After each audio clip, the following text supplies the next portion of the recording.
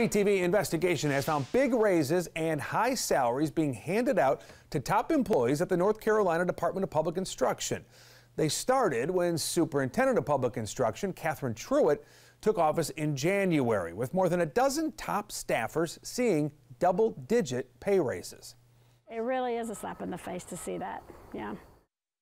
All right, there, a veteran elementary school teacher reacting to what our chief investigative reporter Nick Oxner found. Big money salaries being handed out in Raleigh, Jamie, while classroom teachers have gone years without a raise.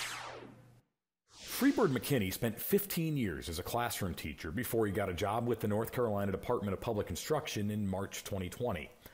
State records show he was hired at a salary of $74,000.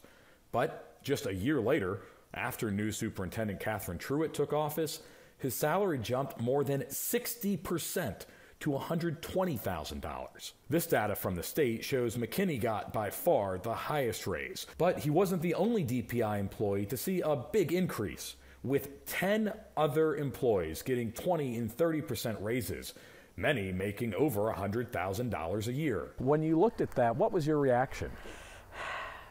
Frustration mainly.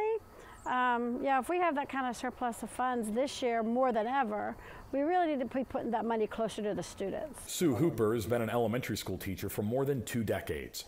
She says now, as students return to the classroom after a year away during COVID, is tough. We're having a really hard time recruiting teachers now, and we have a mass exodus of teachers leaving the district because we're not respected and treated well, and I think the state just showed that even them don't really respect us. Teachers are leaving.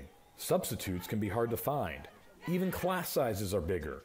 But classroom teachers like Cooper have gone years without seeing an increase in the pay scale, thanks in part to Governor Roy Cooper and the General Assembly failing to reach a budget. It's really frustrating on that part because we're in the trenches doing the work and it doesn't seem to be respected. So when you see these DPI employees getting a 10 or 20 or 30 or even 60% raise, it's almost a slap in the face. It really is a slap in the face to see that, yeah. We also found other employees hired this year at salaries beyond the maximum allowed by the state salary range, and still others beyond the midpoint of the range, meaning they're making more than a competitive market salary. We wanted to ask State Superintendent Catherine Truitt about these big raises and high salaries, but her staff refused to schedule an on-camera interview despite the fact that we had asked for more than a week. In a statement, a DPI spokeswoman said in part, quote, "We recognize the importance in paying staff their worth to ensure organizational stability for North Carolina's 1.5 million students." What would your message to the superintendent and the State Board of Education be about this?